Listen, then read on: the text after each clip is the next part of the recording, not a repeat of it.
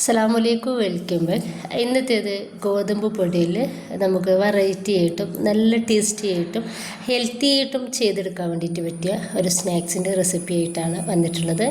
വളരെ ടേസ്റ്റി ആയിട്ടും വളരെ സിമ്പിളായിട്ടും നമുക്കിത് ഉണ്ടാക്കിയെടുക്കാൻ വേണ്ടിയിട്ട് പറ്റും. അപ്പോൾ ഇതുണ്ടാക്കുന്നത് എങ്ങനെയെന്ന് കണ്ടുവെക്കാം. വീട്ടിലേക്ക് പോവാം. കണ്ടുകൊണ്ടിരിക്കുമ്പോൾ നിങ്ങൾക്ക് ഇഷ്ടമാവുകയാണെങ്കിൽ നിങ്ങളുടെ എല്ലാ സപ്പോർട്ടും ഉണ്ടാവുക. ലൈക്ക് ചെയ്യാനും സബ്സ്ക്രൈബ് ചെയ്യാനും കമൻറ്റ് ചെയ്യാനൊന്നും മറക്കേണ്ട. അതിലേക്ക് 1.5 കപ്പ് ഗോതമ്പ് പൊടി ഇട്ട് കൊടുക്കുന്നുണ്ട്. ഇനിയിപ്പോൾ സാധാ വെള്ളമാണ് ഒരു കപ്പ് എടുത്തിട്ടുണ്ട്. ഇനിയിപ്പോൾ നമ്മളിതാ ഈ ഒരു ചപ്പാത്തിക്ക് കുഴച്ചെടുക്കുന്ന അതേ രീതിയിൽ കുറേശ്ശെ വെള്ളം ഒഴിച്ചെടുത്തിട്ട് നമുക്കൊന്ന് കുഴച്ച് റെഡിയാക്കി എടുക്കാം. ഇപ്പോൾ ഞാനിതൊരു ഡോ ആക്കി എടുത്തിട്ടുണ്ട്. 1-2 മിനിറ്റ് നമുക്കിതൊന്ന് കുഴച്ചെടുക്കാം. ഞാനിതൊന്ന് കുഴച്ചെടുത്തിട്ട് ഒരു 5 മിനിറ്റ് റെസ്റ്റ് ചെയ്യാൻ വേണ്ടിയിട്ട് മാറ്റുന്നുണ്ട്. കുറച്ചൊരു ഫില്ലിങ് നമുക്ക് റെഡിയാക്കി എടുക്കാനുണ്ട്. ഇനിയിപ്പോൾ 2 ചെറിയ ഉരുളക്കിഴങ്ങ് എടുത്തിട്ട് അതുപോലെ ഒന്ന് ഗ്രേറ്റ് ചെയ്തിട്ട് വെള്ളത്തിലിട്ടിട്ട് നന്നായിട്ട് കഴുകിയിട്ട് വെള്ളമൊക്കെ ഒഴിവാക്കി എടുത്തിട്ടുള്ളതാണ്. ഇതിലോട്ട് ഒരു ചെറിയ സോള ചെറുതാക്കിയിട്ട് കട്ടാക്കിയതും, ഇനിയിപ്പോൾ ഒരു ചെറിയ തക്കാളി ചെറുതാക്കിയിട്ട് കട്ടാക്കി എടുത്തിട്ടുള്ളതും, ഒരു പച്ചമുളക് പൊടിയായിട്ട് അരിഞ്ഞതും ഇട്ട് കൊടുക്കുന്നുണ്ട്.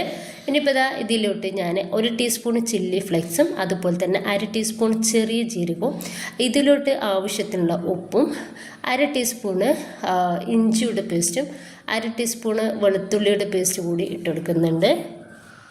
ഇനിയിപ്പോൾ ഇതിലേക്ക് 1 ടീസ്പൂണ് സുർക്കയാണ് അതുകൂടി ചേർക്കുന്നുണ്ട്.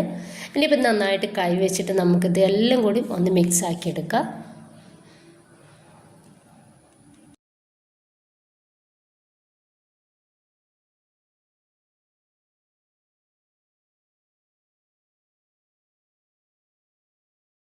ഇനിയിപ്പോൾ ഇത് നന്നായിട്ട് തന്നെ ഒന്ന് മിക്സ് ചെയ്തെടുത്തിട്ടുണ്ട്. ഇനിയിപ്പോൾ ഈ ഗോതമ്പ് മാവ് ഞാൻ 3 വലിയ ബോൾസുകളാക്കിയിട്ട് ഒന്ന് കട്ട് ചെയ്തെടുക്കുന്നുണ്ട്.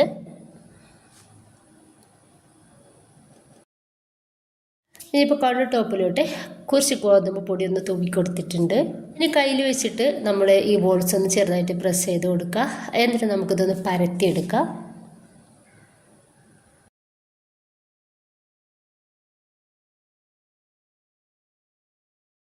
ഇപ്പോൾ ഇതൊന്ന് പരത്തിയെടുത്തിട്ടുണ്ട്. ഈ ഒരു തിക്നെസ്സിലാണ് നമുക്കിത് വേണ്ടത്. വല്ലാണ്ട് കട്ടില്ലാത്ത രീതിയിൽ പരത്തിയെടുക്കേണ്ട, ചെറിയൊരു കട്ടി ഉണ്ടായിക്കോട്ടെ. ഇപ്പോൾ മുഴുവനായിട്ട് തന്നെ ഞാനൊന്ന് പരത്തിയെടുത്തിട്ടുണ്ട്. ഇപ്പോൾ ഇതിൽ നിന്നും ഒരു ചപ്പാത്തി എടുത്തിട്ട് കൗണ്ടർ ടോപ്പിലേക്ക് ഇട്ടുകൊടുത്തിട്ടുണ്ട്. അതിൻ്റെ മേലോട്ടായിട്ട് കുറച്ച് ഉള്ളതുപോലൊന്ന് വിതറി കൊടുക്കുന്നുണ്ട്.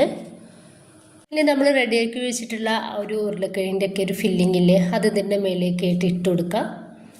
കൈ വെച്ചിട്ട് തന്നെ നമ്മൾ ഇട്ട് കൊടുക്കുക. കട്ടിയില്ലാത്ത രീതിയിൽ, അവിടെ ഇവിടെയും പൊങ്ങി നിൽക്കാത്ത രീതിയിൽ നന്നായിട്ട് ഫ്ലാറ്റ് ആയിട്ട് വേണം ഇട്ട് കൊടുക്കാൻ വേണ്ടിയിട്ട്.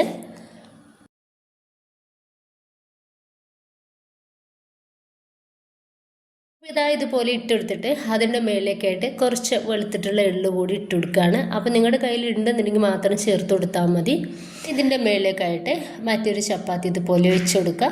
നന്നായിട്ട് സൈഡൊക്കെ നന്നായിട്ട് തന്നെ ഒന്ന് പ്രസ് ചെയ്ത് കൊടുക്കുക. നമ്മൾ ആദ്യം ചെയ്തെടുത്ത പോലെ തന്നെ ഇതിനും ചെയ്തെടുക്കുക. എള്ളിട്ട് കൊടുക്കുക, നമ്മുടെ ഫില്ലിങ് ഇട്ട് കൊടുക്കുക, അങ്ങനെ ചെയ്തെടുക്കുക. ലാസ്റ്റത്തെ ചപ്പാത്തിയും ഇതിൻ്റെ മേലേക്ക് വെച്ച് കൊടുത്തിട്ട് എല്ലായിടത്തും നന്നായിട്ടൊന്ന് പ്രസ് ചെയ്ത് കൊടുക്കുക.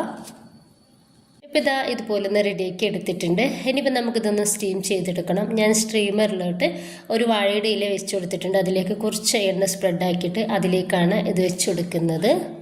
ഒരു 5-10 മിനിറ്റ് നമുക്കിതൊന്ന് സ്റ്റീം ചെയ്തെടുക്കാം. ഞാനിപ്പോൾ ഇതൊരു പാനിലോട്ട് വെള്ളം ഒഴിച്ച് കൊടുത്തിട്ട് അതിൻ്റെ മേലേക്കാണ് ഇത് വെച്ച് കൊടുക്കുന്നത്. ഇനിയിപ്പോൾ നമുക്കിതൊന്ന് മൂടി കൊടുത്തിട്ട് ഒരു 5-10 മിനിറ്റ് ഒന്ന് റെഡിയാക്കി എടുക്കാം. ഇപ്പോൾ ഇതൊരു 10 മിനിറ്റോളം ഞാനിതൊന്ന് സ്റ്റീം ചെയ്തെടുത്തിട്ടുണ്ട്. അപ്പോൾ ഇത് നന്നായിട്ട് ചൂടൊക്കെ ആറിയിട്ടുണ്ട് കേട്ടോ. ഇനിയിപ്പോൾ നമുക്ക് ഇതിൽ നിന്നും ഇതൊന്ന് മാറ്റാം. നമ്മുടെ ഈ ഒരു വാഴയുടെ ഇല ഒന്ന് മാറ്റി കൊടുത്തിട്ട് പ്ലേറ്റിലേക്ക് ഇട്ട് കൊടുത്തിട്ട് നമുക്കിതൊന്ന് കട്ട് ചെയ്തെടുക്കുന്നുണ്ട്.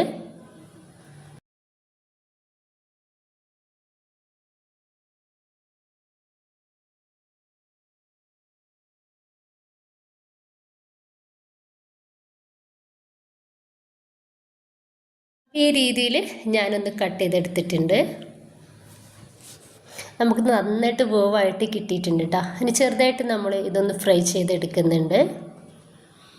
അതിന് വേണ്ടിയിട്ട് ഞാനൊരു ബൗളിലോട്ട് ഒരു 1/2 കപ്പ് മൈദ ഇട്ടെടുത്തിട്ടുണ്ട്. ഇതിലേക്ക് ആവശ്യത്തിലുള്ള ഉപ്പ് ഇട്ട് കൊടുക്കുക. എന്നിട്ട് നമുക്ക് വെള്ളം ചേർത്തിട്ട് ഇത് ലൂസായിട്ടുള്ള ഒരു ബാറ്ററാക്കിയിട്ട് ഒന്ന് റെഡിയാക്കി എടുക്കണം.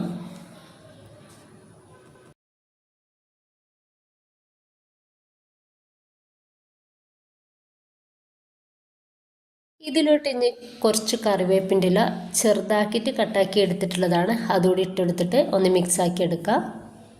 അപ്പോൾ അതാ ഈ ഒരു ലൂസായിട്ടാണ് നമുക്കിത് വേണ്ടത്. നമ്മുടെ ഈ ഒരു സ്നാക്സ് ഓരോന്നായിട്ട് ഈ ഒരു ബാറ്ററിലേക്ക് ഇട്ടുകൊടുക്കുക. എന്നിട്ട് ഇതുപോലെ ഒന്ന് മുക്കി കൊടുത്തിട്ട് നന്നായിട്ട് ചൂടായിട്ടുള്ള എണ്ണയിലേക്ക് നമുക്കിത് ഇട്ടുകൊടുക്കാം.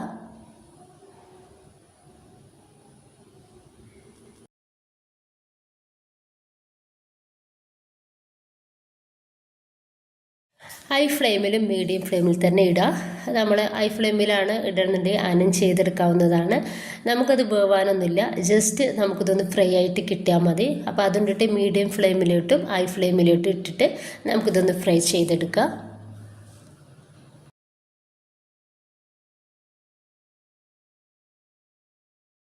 നല്ല ബ്രൗൺ കളറായി തുടങ്ങിയാൽ നമുക്കിത് എണ്ണയിൽ നിന്നും ഒന്ന് കോരി മാറ്റാം.